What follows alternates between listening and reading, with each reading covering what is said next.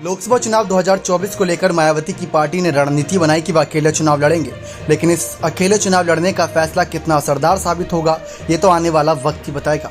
लेकिन गौर करें, उनके इस फैसले में कुछ ऐसी कमियां थी जिसको तमाम विपक्षी पार्टियां तलाशती नजर आईं कि अकेले चुनाव लड़ने का फैसला मायावती ने क्यों बनाया। एक तरफ ओवीसी, केसीआर ऐसी तमाम बड़ी पार्टियां हैं जो तीसरा मोर्चा बनाने की तैयारी में हैं। कुछ विपक्षी नेताओं से मुलाकात करी, लेकिन एकमात्र ऐसी मायावती नेता नजर आ रही हैं जो ना ही किसी विपक्षी पार्टी के बड़े चेहरे से मुलाकात कर रहे हैं, ना ही उनके साथ संपर्क में होने की खबरें सामने आ रही हैं। लेकिन इस बीच कई ऐसी पार्टियां होती हैं, आप सब देखें तो ऊपर से आपको बड़ी बड़ी पार्टियां दिखती हैं, जैसे कांग्रेस, समाजवादी पार्टी, बीजेपी या बहुजन समाज पार्टी, ऐसी पार्टियां दिखती हैं। लेकिन कुछ ऐसी क्षेत्रीय पार्टियां, छोटी पार्टियां भी होती हैं जो धीरे धीरे ही ऊपर बढ़ती हैं। सुभाषपा की बात कर ले, 2022 के विधानसभा चुनाव के बाद इनकी पार्टियां कद कितना बढ़ गया। अपना दल सोनेलाल पार्टी का बात कर ले, अपना दल कमेरावादी की बात कर लें, या जनसत्ता दल राजा भैया की पार्टी की बात कर लें, तो ये सारी पार्टियां बहुत बड़ा असर डालती हैं, इम्पैक्ट डालती हैं। तो वही एक खेल हो सकता है कि मायावती इन्हीं छोटी पार्टियों को सहारा दें।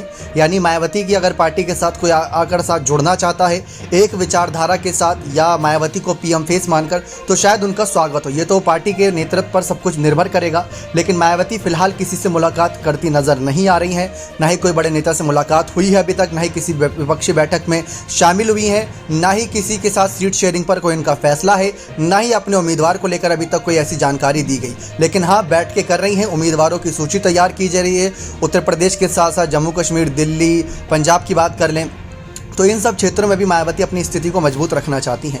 लेकिन अगर छोटी पार्टियों की देखा जाए तो वो भी एक बड़ी उम्मीद की तलाश में है, क्योंकि वो भी अपने आप को उभर कर सामने लाना चाहते हैं। लेकिन अगर एनडीए में जाते हैं या इंडिया में जाते हैं तो कांग्रेस और बीजेपी के पीछे छुप कर रह जाएंगे।